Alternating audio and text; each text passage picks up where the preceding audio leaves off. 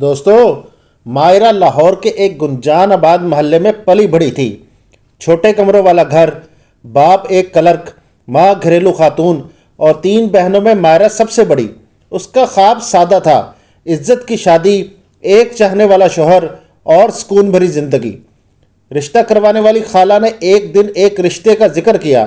لڑکا یورپ میں رہتا تھا، نام فیضان، عمر 36 سال، طلاق یافتہ، مگر مالی طور پر مضبوط اور سنجیدہ مزاج۔ لڑکے والوں نے ایک ہی بات کی کہ بس لڑکی گھر سنبھالنے والی اور باحیا ہونی چاہیے۔ مائرہ کے والدین کو لگا شاید یہی قسمت کا دروازہ ہے اور شادی طے ہو گئی۔ شادی سادگی سے ہوئی۔ مائرہ نے سفید اور سنہری لہنگا پہنا، آنکھوں میں ڈر، دل میں دعا۔ فیضان تھوڑا کم گو مگر مہذب انسان لگا۔ 2 ماہ بعد مائرہ کا ویزا لگ گیا اور وہ ایک یورپی ملک کے چھوٹے مگر خوبصورت شہر جا پہنچی۔ وہاں کا چھوٹا سا فلیٹ جس کی کھڑکی سے برف گرتی دکھائی دیتی تھی، مائرہ کے لیے ایک خواب جیسا تھا۔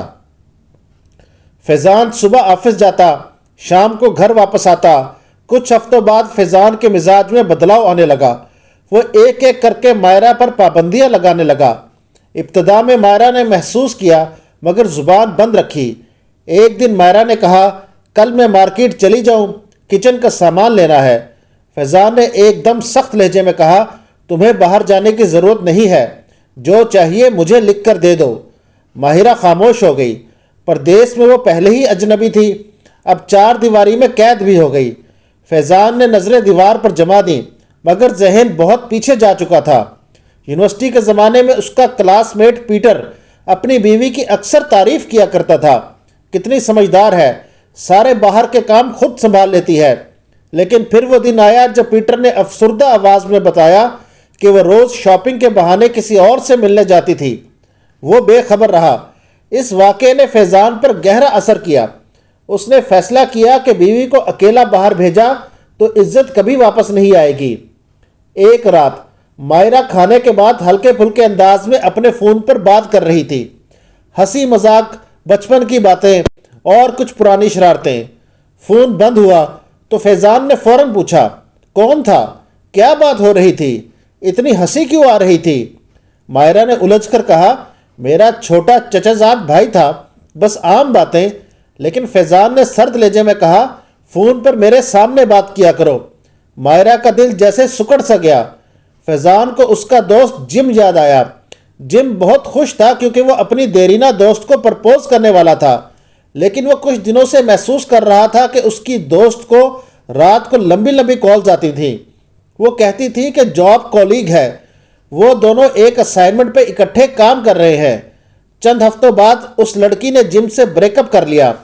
پتہ چلا کہ وہ کولیگ نہیں بلکہ اس کی سہیلی کا بھائی تھا جس کے ساتھ وہ اب رہنا چاہتی ہے۔ چند دنوں بعد مائرہ نے فیضان سے کہا، پڑوس میں سلمہ آپا رہتی ہیں، وہ بھی پاکستان سے آئی ہیں، ان کے گھر کبھی کبھی پاکستانی خواتین کا گروپ گپ شپ کے لیے اکٹھے ہوتا ہے، وہ بھی وہاں جانا چاہتی ہے۔ لیکن فیضان بولا، یہاں کسی سے گھلنے ملنے کی ضرورت نہیں۔ مائرہ کا چہرہ اتر گیا۔ فیضان کی آنکھوں کے آگے ایک پرانا منظر لوٹ آیا۔ اس کے کولیگ مائیکل کی بیوی ایک ویمن گروپ میں شامل ہوئی تھی۔ پہل سب ٹھیک تھا، آزادی اور خود مختاری کی باتیں، حقوق کی جد و جہد کے مشورے، ایموشنل سپورٹ وغیرہ۔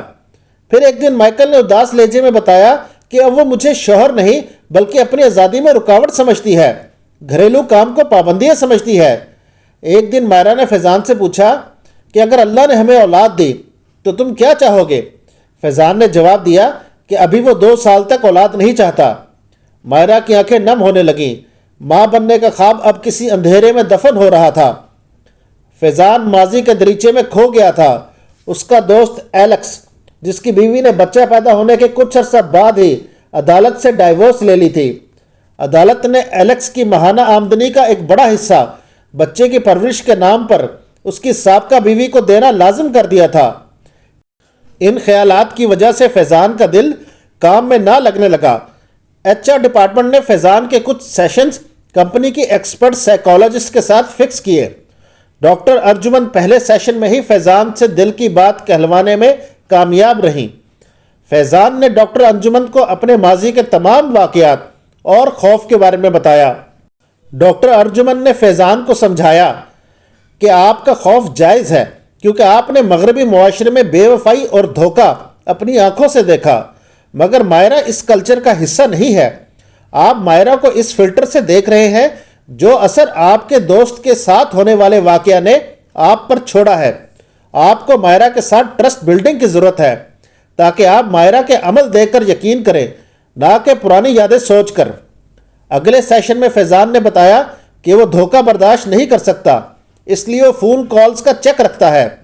ڈاکٹر ارجمن نے سمجھایا کہ جتنا آپ نگرانی زیادہ کریں گے اتنا ہی آپ کا پارٹنر ڈیفینسو زیادہ ہوگا، اس سے آپ کا شک مزید بڑھے گا۔ میری تجویز ہوگی آپ میوچول ڈیجیٹل باؤنڈریز بنائیں اور ہر وقت کی نگرانی ختم کریں، اس سے گھر میں گھٹن کی فضا ختم ہوگی۔ ڈاکٹر ارجمن نے سمجھایا کہ جب کوئی خاتون پردیس میں مکمل طور پر تنہا ہو تو اسے ایموشنل سپورٹ کی ضرورت ہوتی ہے۔ آپ کو چاہیے کہ اسے ماڈریٹ ایکسپوجر دیں تاکہ وہ سائلنٹ بریک ڈاؤن کا شکار نہ ہو۔ اس کے لیے آپ پاکستانی فیملیز کے ساتھ ملنا جلنا شروع کریں۔ ڈاکٹر ارجمن نے کہا، بچوں کے معاملے میں آپ اینٹیسپیٹری انگزائٹی کا شکار ہو رہے ہیں، یعنی خام خواہ کسی انجانے مستقبل کا اتنا خوف خود پر طاری کر رہے ہیں جس سے آپ آج کا اپنا میاں بیوی کا تعلق خراب کر رہے ہیں۔ پہلی بات، مائرہ اس معاشرے میں پلی بڑی نہیں۔ دوسری بات یہ کہ بچے کی پیدائش فطری عمل ہے۔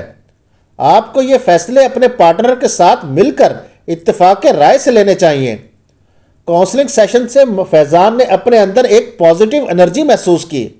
اس نے مائرہ کے ساتھ معاملات کو درست کرنے کا فیصلہ کیا اور دونوں ایک خوشگوار زندگی کی طرف بڑھ گئے۔